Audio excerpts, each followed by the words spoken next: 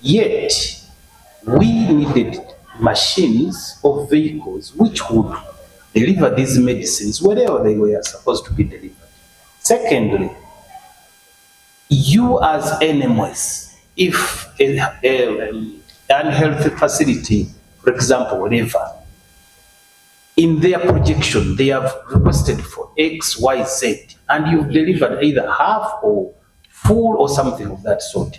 When that delivery is fully complied with and there is still demand, do you still go by the so many bureaucratic tendencies of let this medicine expire, yet the demand is still there? Because we are speaking on behalf of the people. They are the very people who are complaining that they are dying of different diseases simply because the medicines have not been delivered. And you are telling us that follow-up audit on status implementation of Auditor General's recommendations for value for money audit on procurement, distribution of essential medicine and health supplies, because it equally relates to distribution of medicine, the supplies.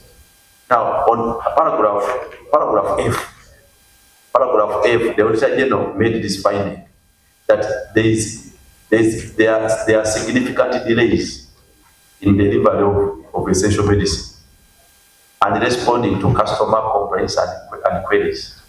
The Auditor General further updates us that the noted average delays to deliver supplies ranged between 19 to 69 days. On the other hand, national medical stores delayed by... The first one was on delayed deliveries. Yes. That is taking the actual medicines. So where he was saying sometimes you delay by up to 69 days. But the other one of queries are people are asking for something from NMS, either an explanation or anything else. It may not, actually most of them are not related to actual supplies that we are delivering. But because they are stakeholders, they are asking questions, they want explanations over certain things. Some of them may also be related to the deliveries. I asked for 10 items, you gave me 8, or I asked for 8, you will deliver 10, something like that. So those are the queries that he was talking about, which may take that to tell this for me. Believe that we are managing our issues very well. Number of entities, I believe, have more, but the ones that you see here are the ones that have been fought for a long time. So I think they are there, and they were related. They were not on our own making. If we had a way of dealing with them directly, then we probably have handled them differently. There are issues which came from the office of Auditor General. We are thinking of ascertaining the usage of these vehicles and specifically the model, the make, and what they are used to, they are made for. Your team competent to do for us that inspection? Can be given by the IOP. So you can work hand in hand and visit national medical store parking, whatever they are, and give us that assessment. Yeah, so let's, our CID, in relation with the relevant police department, assist us in getting an updated report so that we can be certain that we are not technical people, even if we are looking at these vehicles. Let's get the technical report to really confirm that these vehicles were made for a particular purpose, but not deliveries. I think that one. Appropriation, which would ordinarily confirm the money allocated by this fund.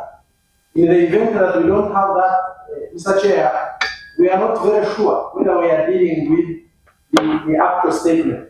Because if they are talking about revised from what?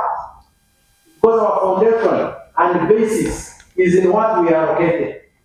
And then the deviation from what we are allocated requires some minimum regulation provided for in the rules of Uganda. Now, without that base, we cannot discuss properly, we cannot understand properly the reallocations. 1993 Act. We have a new one. It's the 1993 Act. Chair, under the circumstances, I want to ask the director once again, through you, Chair. I proceed, Chair. Yes, proceed. Mr. Director, you have a responsibility on the procurement of medicines for Uganda and ensuring that the medicines are appropriate, or you are a store for the Ministry of Health. We procure, warehouse, and distribute medicines.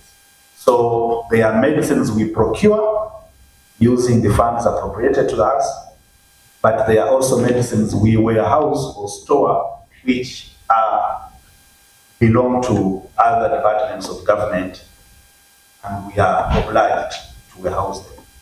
Chair, through you, would I be right then to say, Mr. Director, that in the event of medicines that expire, procured by you as the entity, the financial loss occasioned on Uganda by that procurement is indeed financial loss caused by the national medical stores?